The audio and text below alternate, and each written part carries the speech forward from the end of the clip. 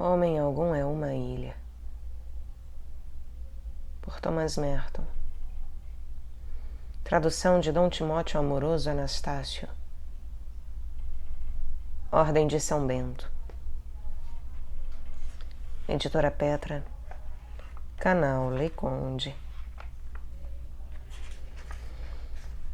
Caros ouvintes, caso gostem do conteúdo, comprem o livro. E caso gostem do trabalho que aqui é apresentado por mim, me ajudem a manter o canal vivo. Há links no descritivo em que se pode ajudar tanto financeiramente quanto comprando livros que chegam até mim pela lista de desejos da Amazon, como o Luiz Arthur fez. Agradeço, Luiz, por esse livro. Muito obrigada.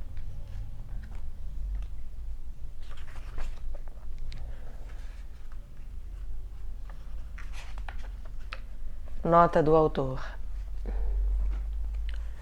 Deixando a sistemática a outros e renunciando ao trabalho de propor os princípios universais, que já foram, aliás, expostos por melhores autores, eu só desejaria, neste livro, partilhar com o leitor as minhas reflexões pessoais em torno de certos aspectos da vida espiritual. Considero a vida espiritual como a vida do verdadeiro eu do homem, a vida desse eu interior, cuja flama, tantas vezes, consentimos em ver abafar sob as cinzas da angústia e dos mais fúteis cuidados. Orientada para Deus e não para as necessidades materiais, a vida espiritual, nem por isso, é uma vida irreal ou uma vida de sonhos. Bem ao contrário, sem a vida do espírito, é a nossa existência toda que se torna inconsistente e ilusória. Integrando-nos na ordem de coisas estabelecidas por Deus, a vida do espírito nos põe no mais pleno contato com a realidade, não como a imaginamos, mas tal qual é em si mesma. Isto, graças à percepção que ela nos dá de nossa verdadeira identidade, que ela coloca, em toda a sua realidade, na presença de Deus. Este livro é, assim, continuação de um volume anterior, intitulado Seeds of Contemplation, Sementes da Contemplação em tradução livre. Em vez, porém, de partir do ponto onde acabou o primeiro, este volta a cobrir parte do terreno pressuposto pelo outro. Tenciono agora ser mais simples, mais fundamental e mais minucioso, para tratar de algumas das verdades que servem de fundamento à vida espiritual. É dedicado aos escolásticos que se preparam ao sacerdócio na abadia de Getsemane e vão, talvez, reconhecer aí algumas das noções recebidas na direção espiritual. Frade Merton Lewis, Ordem Cisterciense da Estrita Observância, Abadia de Getsemane, janeiro de 1955. Prólogo. Homem algum é uma ilha.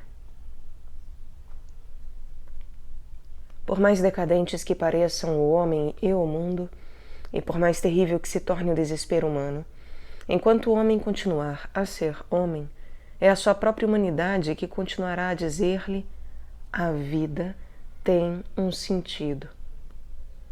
Esta é mesmo uma das razões pelas quais tende o homem a rebelar-se contra si mesmo.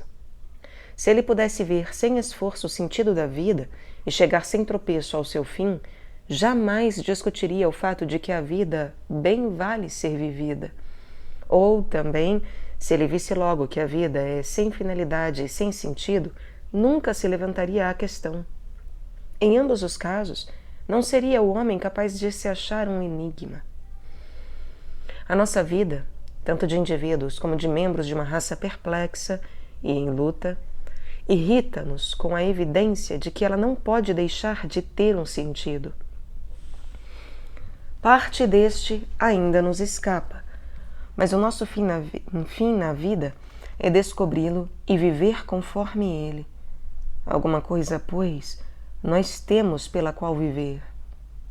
O processo da vida, do crescimento, da madureza pessoal é justamente a consciência crescente do que venha a ser esta coisa. Tarefa bem difícil, por várias razões. Primeiro porque, embora tenham os homens um destino comum, deve cada indivíduo lograr, à custa de trabalho, a sua própria salvação, em temor e tremor.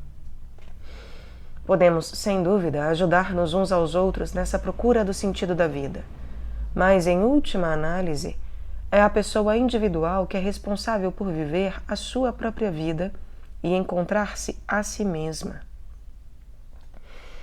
Se alguém persiste em transferir a outrem esta responsabilidade, malogra-se e não encontra o senso da sua própria existência. Não podem vocês dizer-me quem eu sou, e não posso dizer-lhes quem são. Se não conhecem a própria identidade, quem os irá identificar?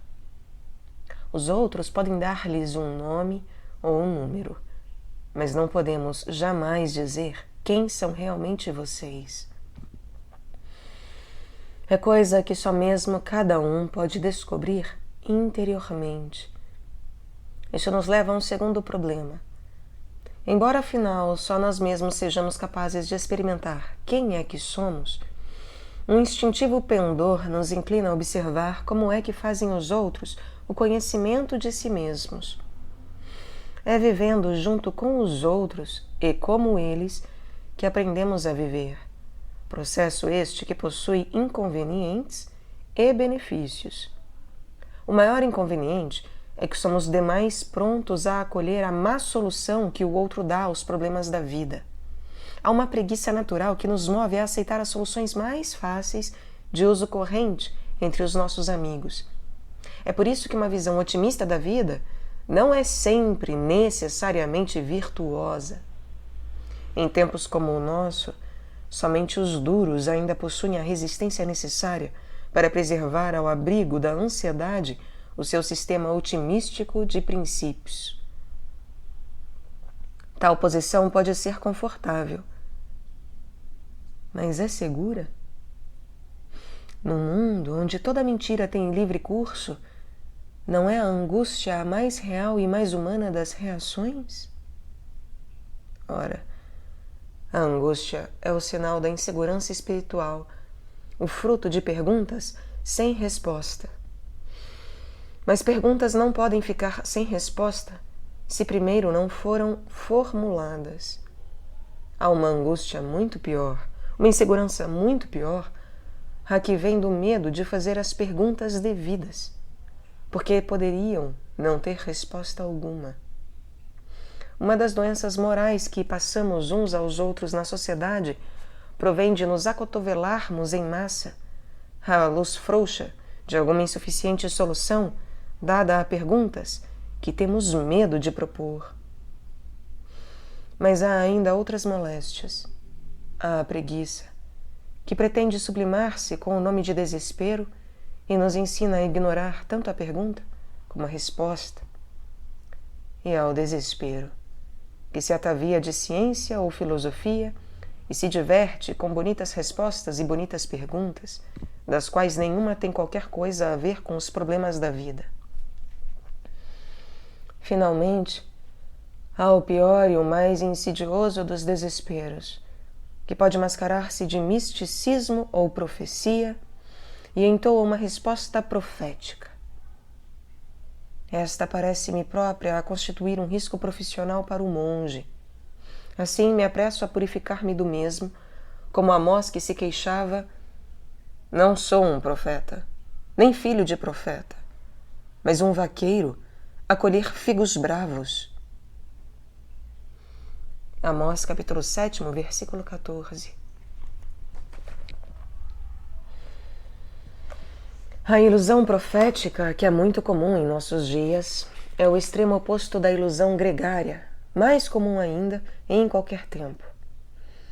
O falso profeta aceitará qualquer resposta, contanto que seja a sua própria, contanto que não seja a resposta da massa. Já a mentalidade de carneiro aceita toda a resposta que circule no seu meio, contanto apenas que não seja a de um profeta que não tenha morrido há 500 anos no mínimo. Se eu sei um pouco de honestidade intelectual e não estou muito certo de saber, parece-me que a posição justa fica no meio. Por isso, as meditações deste livro pretendem ser, ao mesmo tempo, tradicionais, modernas e pessoais. Não quero separar-me, em qualquer ponto, da tradição católica, mas também não pretendo aceitá-la às cegas, sem a sua inteligibilidade e sem torná-la realmente minha. Parece-me, pois, que a primeira responsabilidade de um homem de fé é fazer da sua fé uma parte real da vida, não a discuti-la, mas vivendo-a. Afinal de contas, essas meditações constituem exercícios sobre questões que para mim são relativamente, ou mesmo absolutamente, importantes. Elas não ambicionam ser sempre respostas definitivas a questões definitivas, como não pretendem encarar tais questões nos seus termos mais fundamentais. Mas eu posso ao menos esperar que sejam pensamentos que andei pensando honestamente e que, bem ou mal, significam alguma coisa na minha vida e na daqueles com quem vivo. Eles apontam, por conseguinte, para o que me parece ser o sentido da vida. Não pretendem incluir tudo aquilo que a vida é capaz de significar, nem abranger uma larga visão de tudo que possa ter importância. São simplesmente observações de umas tantas coisas que me parece importarem. Se há um fio de unidade a correr entre elas, diria que é a seguinte ideia: o que todo homem procura na vida é a própria salvação e daqueles com quem vive. Por salvação eu quero dizer, em primeiro lugar, o pleno descobrimento de quem é, de fato, ele mesmo. Depois, exprimo algo da plenitude dos seus divinos poderes, no amor de Deus e dos outros.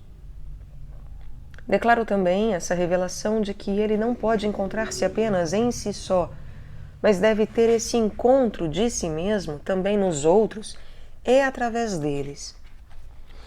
Em última análise, resumem-se estas conclusões nas duas linhas seguintes do Evangelho. Se alguém quer salvar a sua vida, deve perdê-la. E amai-vos uns aos outros, como eu vos amei. Contém-nas igualmente esta palavra de São Paulo: nós todos somos membros uns dos outros. A salvação de que falo não é coisa meramente subjetiva, psicológica, uma autorrealização na ordem da natureza.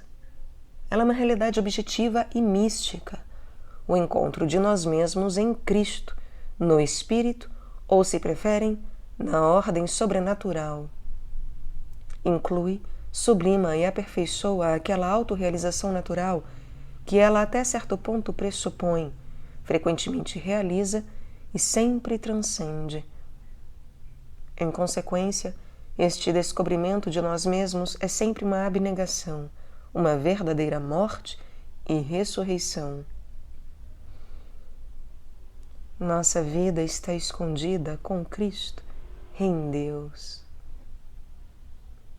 Encontrar-nos, pois, em Deus e encontrar Deus em nós, por uma caridade que também encontra todos os outros homens em Deus e conosco, é, portanto, a descoberta não de nós, mas de Cristo. É, em primeiro lugar, a percepção de que vivo agora, não eu, mas é Cristo que vive em mim. E depois, é a penetração deste tremendo mistério que São Paulo, tão ousada como obscuramente, esboçou nas suas grandes epístolas. O mistério da recapitulação, da assunção, de tudo em Cristo. É ver o mundo em Cristo, seu princípio e seu fim. Ver todas as coisas a saírem de Deus no Logos que se encarna e desce às mais baixas profundezas da sua criação, e lá reúne tudo a si mesmo, para o devolver, afinal, ao Pai no fim dos tempos. Achar-nos a nós mesmos, portanto, é encontrar não apenas as nossas pobres, limitadas e perplexas almas, mas o poder de Deus, que ressuscitou Cristo dos mortos e pelo qual o nosso próprio edifício se torna a habitação de Deus. Efésios capítulo 2, versículo 22.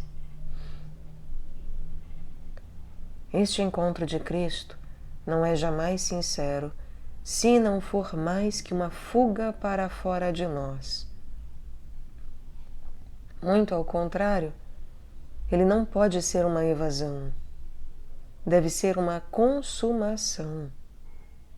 Não posso descobrir Deus em mim, nem a mim em Deus, se não tenho a coragem de enfrentar-me exatamente como sou, com todas as minhas limitações, e de aceitar os outros como são, com todas as suas limitações.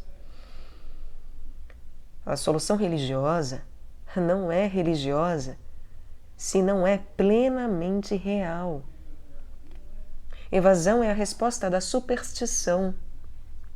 Este problema de salvação é, à primeira vista, o que há de mais simples, mas quando o analisamos, converte-se num complexo cipoal de paradoxos. É morrendo a nós mesmos que nos tornamos o que somos. Só ganhamos realmente aquilo a que tivermos renunciado. Se renunciarmos a tudo, então ganhamos tudo. Não é dentro de nós que podemos encontrar-nos, mas só nos outros. Contudo, antes de ir a outros, temos primeiro de encontrar-nos a nós. Se queremos ser verdadeiramente cônscios do que somos, é preciso que primeiro nos esqueçamos. A melhor maneira de amar-nos é amando os outros.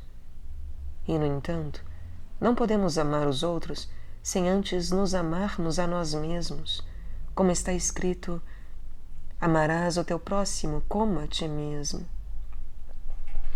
Mas, se nos amamos de maneira errada, ficamos incapazes de amar a quem quer que seja. E deveras, quando nos amamos errados, é ódio que nos temos.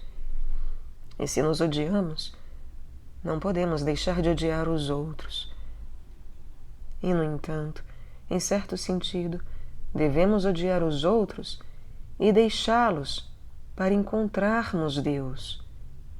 Diz Jesus: se alguém vier a mim e não odeia pai e mãe, e ainda a sua própria vida, não pode ser meu discípulo. Lucas capítulo 14, versículo 26. Pelo que respeita a este achado de Deus, não podemos sequer procurá-lo se já o não encontramos, e não podemos procurá-lo se ele não nos achou primeiro. Não podemos começar a buscá-lo sem um dom especial da sua graça. E, no entanto, se ficamos na espera da graça para mover-nos antes de começar a procurá-lo, provavelmente não começaremos jamais. A única resposta eficiente dada ao problema da salvação deve, portanto, alcançar ao mesmo tempo os dois extremos de uma contradição. Por isso, essa resposta deve ser sobrenatural. Eis porque são imperfeitas todas as respostas que não forem sobrenaturais, pois só abraçam um dos termos da contradição e podem ser sempre negadas pelo outro. Tomemos, por exemplo, a antítese entre o amor de si e o amor de outrem. Enquanto se tratar de coisas materiais, os dois amores são opostos. Quanto mais eu tomar de bens materiais para o meu próprio gozo, tanto menos sobrará para os outros. Os meus prazeres e o meu conforto são, em certo sentido, tomados a um outro. E, quando eles são desordenados, não são apenas recebidos de alguém, mas roubados. Devo aprender a privar-me de coisas boas para dá-las a outros que tiveram maior necessidade do que eu, e assim sou forçado, em certo sentido, a odiar-me para amar a outrem. Mas, por outro lado, existe um amor próprio espiritual que envenena até o dom feito a outro. Como os bens espirituais são maiores do que os bens materiais, é-me possível amar com egoísmo no próprio ato em que me privo de coisas materiais em proveito de outros. Se a minha dádiva tem a intenção de prendê-lo a mim, sujeitá-lo a uma obrigação e exercer sobre a sua alma uma espécie de tirania oculta, então, ao amá-lo, é a mim só, que estou realmente amando. E este é um egoísmo bem maior e mais insidioso, visto que trafica não com a carne e o sangue, mas com as almas das outras pessoas. O ascetismo natural apresenta a este problema várias soluções insuficientes. Cada resposta encerra uma tentação escondida. A primeira é a tentação ao hedonismo de Eros, renegarmos até ao justo limite que nos permita compartilhar um com o outro as delícias da vida. Admitimos um determinado egoísmo e temos a impressão, assim agindo, de estar sendo realistas. A nossa abnegação é, no caso, a estritamente apta a prover-nos de um saudável incremento das nossas mútuas satisfações. No mundo burguês, Eros sabe tomar a máscara da caridade cristã. Logo em seguida vem a tentação de destruir-nos por amor de outrem. O único valor é o amor do outro. O sacrifício próprio é em si mesmo um valor absoluto. E o desejo do outro é também absoluto em si mesmo. Não importa o que deseja o amado, pois daremos a nossa vida, ou mesmo a nossa alma, só para agradar-lhe. Este é o ascetismo de Eros, para quem é ponto de honra seguir o amado até mesmo ao inferno. Que sacrifício maior poderia alguém oferecer no altar do amor do que o sacrifício da sua própria alma imortal? O heroísmo em tal sacrifício é medido precisamente pelo grau de loucura. Ele será tanto maior quanto mais trivial o motivo pelo qual é oferecido. Outra tentação, no entanto, vai ao extremo oposto. Com Sartre, ela diz: o inferno são os outros. Neste caso, é o amor mesmo que se torna a grande tentação e o grande pecado, e, por ser um pecado no qual não pode o responsável escapar, ele é também o inferno. Mas isso também é uma forma disfarçada de Eros. O Eros em solidão. É o amor que é mortalmente ferido por sua própria incapacidade de amar a outro e que foge dos outros para não ter de dar-me a eles. Mesmo na sua solidão, este Eros é ainda mais torturado pela sua insaciável sede do outro, motivada não por causa deste, mas em vista da sua própria saciedade. Todas essas respostas são insuficientes. A terceira afirma que só devemos amar a nós mesmos. A segunda, que só devemos amar a outro. A primeira diz que, amando ao outro, nós simplesmente procuramos o modo mais eficaz de nos amarmos. A resposta verdadeira, que é sobrenatural, fala-nos que devemos amar-nos para podermos amar os outros, e que é dando-nos aos outros que podemos encontrar-nos. As palavras de Cristo são claras. Amarás o teu próximo como a ti mesmo. Não se trata puramente de uma sugestão benéfica. É a lei fundamental da existência humana. Ela é parte do primeiro e maior mandamento e decorre do dever de amar a Deus de todo o nosso coração, com toda a alma e toda a força. Dando-nos dois aspectos do mesmo amor, este duplo mandamento obriga-nos a um outro ascetismo, que não é a resposta de Eros, mas a resposta de Ágape. O que quer que possa ser dito nas páginas seguintes repousa sobre este fundamento. O homem é dividido contra si mesmo e contra Deus, pelo seu próprio egoísmo que o divide do seu irmão. Essa divisão não pode remediá-la a um amor que se coloca só de um dos lados da brecha. O amor deve estender-se aos dois lados para reuni-los. Não podemos amar-nos se não amarmos os outros, e não podemos amar os outros se não nos amarmos. Mas um amor egoísta de nós mesmos torna-nos incapazes de amar os outros. A dificuldade deste mandamento reside no paradoxo de impor a cada um o dever de amar-se sem amor próprio, porque até o amor de nós mesmos é algo que devemos a outros. Tal verdade não ficará jamais clara enquanto presumirmos que cada um de nós, individualmente, é o centro do universo.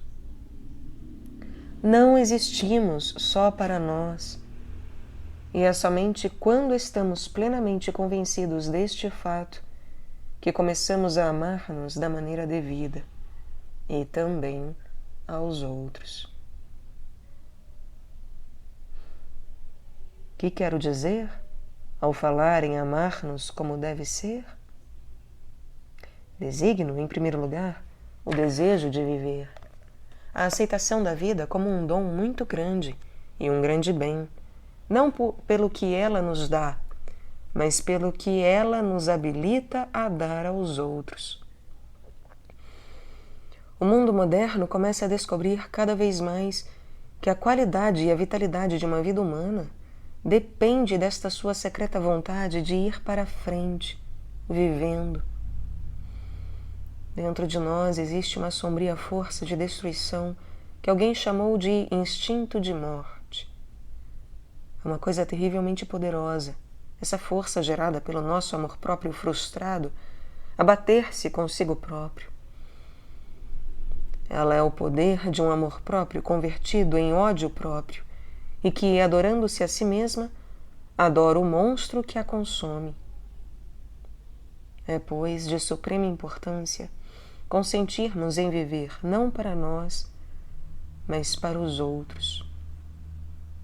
Quando o praticamos, o primeiro efeito é que seremos capazes de encarar e aceitar as nossas próprias limitações.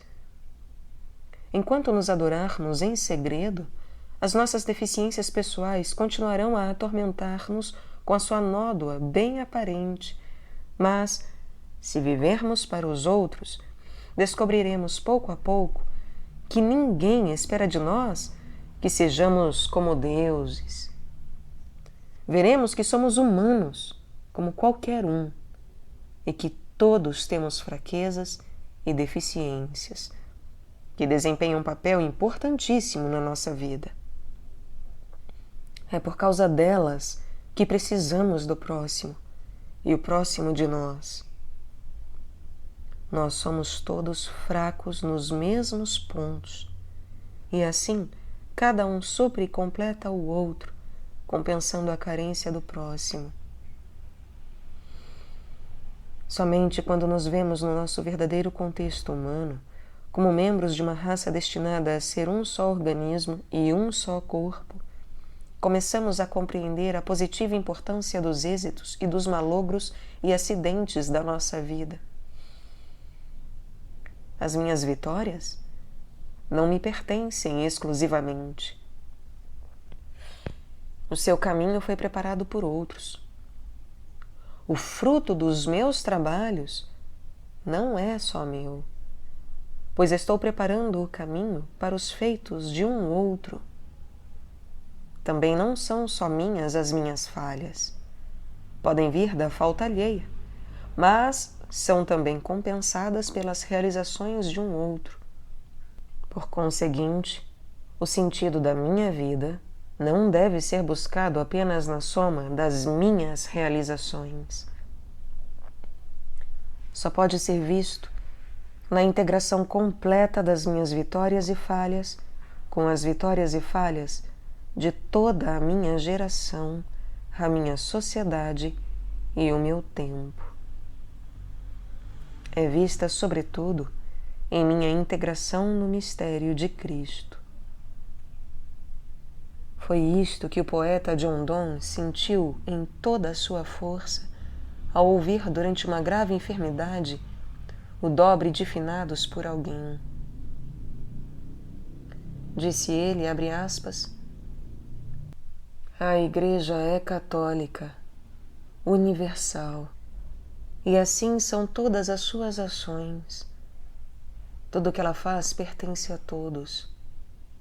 Quem é que não aplica o ouvido a algum sino que toca por qualquer motivo?